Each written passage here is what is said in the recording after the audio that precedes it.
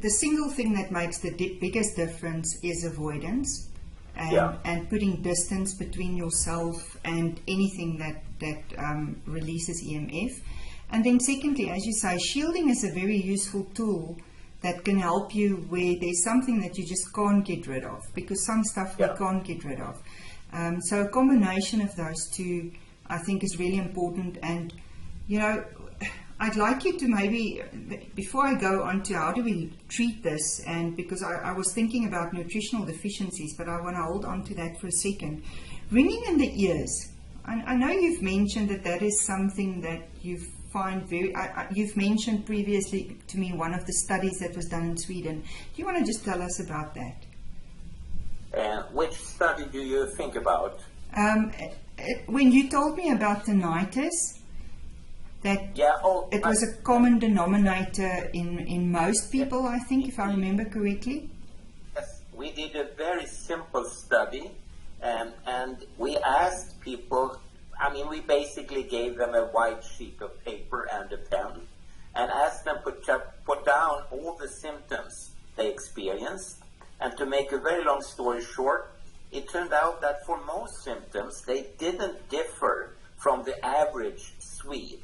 Anyone would report the same type and the same number of and the same severity of symptoms, but there were a few symptoms that were less common and also a few that were more common, and one that really got us excited was tinnitus, because 100% every electrohypersensitive person had tinnitus.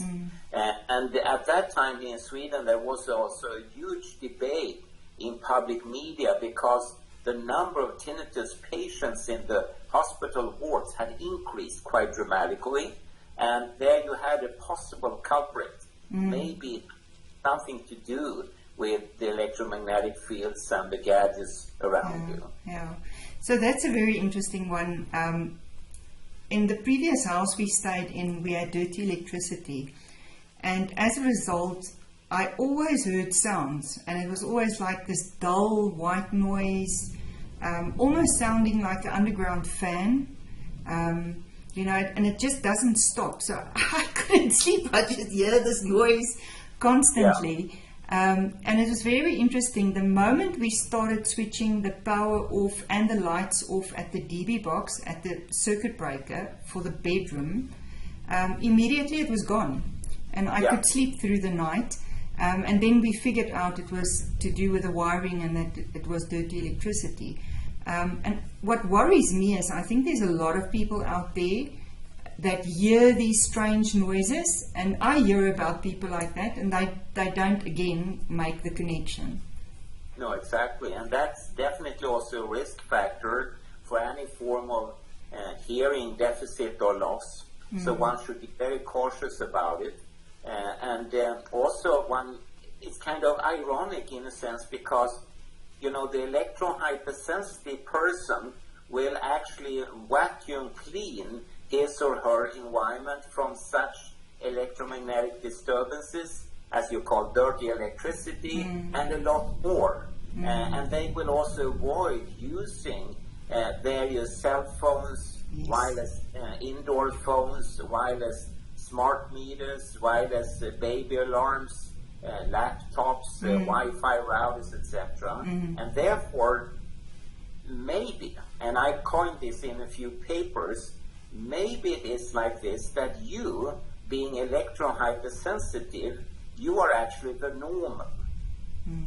Whereas I, not being electrohypersensitive, not picking up on these colossal exposures with avoidance behavior, I'm actually electrohyposensitive. And today we would call me normal and you electrohypersensitive.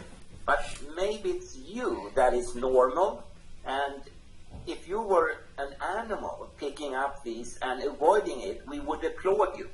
We would say, fantastic, good, this is a very good example of an avoidance behavior, and we would write thick theses about it. But you are a human,